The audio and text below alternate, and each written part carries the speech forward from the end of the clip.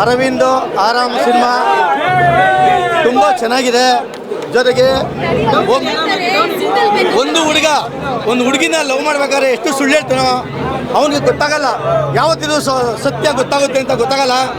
ಅದೇ ರೀತಿ ಆ ಹುಡುಗಿಗೆ ಮೋಸ ಮಾಡಿ ಸುಳ್ಳು ಹೇಳಿ ಒಂದು ಹ್ಯಾಂಡಿಕ್ಯಾಪ್ ಮದುವೆ ಮಾಡ್ತಾರೆ. ಆ ತಾಲಿ ಕಟ್ಟಿದ ಮೇಲೆ ಅವಳೇ ಸರ್ವಸ್ವ. ಈ ಸಿನಿಮಾದಲ್ಲಿ ತುಂಬ ಮೆಸೇಜ್ ಇದೆ. ಜೊತೆಗೆ ಅದ್ಭುತವಾಗಿ ಹೀರೋ ಚೆನ್ನಾಗಿ ಮಾಡಿದ್ದಾರೆ. ಜೊತೆಗೆ ಯಾವತ್ತೂ ಸತ್ಯವಾಗಿರ್ತದೆ ಅಂತ ಈ ಸಿನಿಮಾ ತೋರಿಸಿದ್ದಾರೆ. ಸೂಪರ್ ಆಗಿದೆ ಸಿನಿಮಾ. ಪ್ರತಿಯೊಂದು ಕುಟುಂಬ ಸಮೇತ ಈ ಸಿನಿಮಾ ನೋಡಬೇಕು. ಈ ಕನ್ನಡ ಸಿನಿಮಾನ ಇದ್ದದು ತುಂಬ ಮೆಸೇಜ್ ಇದೆ ಸರ್.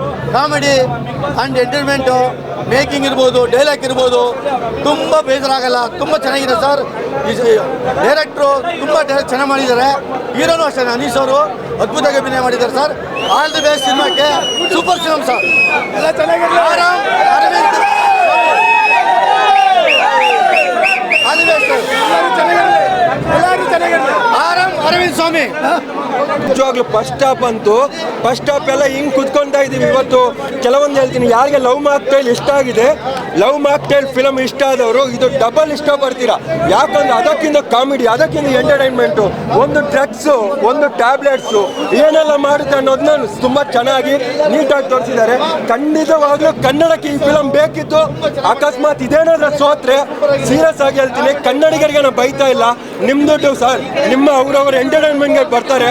ಆದರೆ ಕನ್ನಡದ ಈ ಫಿಲಮ್ ಏನಾದರೂ ಸೋತ್ರೆ ಖಂಡಿತವಾಗ್ಲೂ ಕನ್ನಡಕ್ಕೆ ಯಾರು ಬರಲ್ಲ ಅಂತ ಅನ್ಕೋತೀನಿ. ನಿಜವಾಗ್ಲೂ ಹೇಳ್ತಾ ಇದ್ದೀನಿ. Full jolly movie.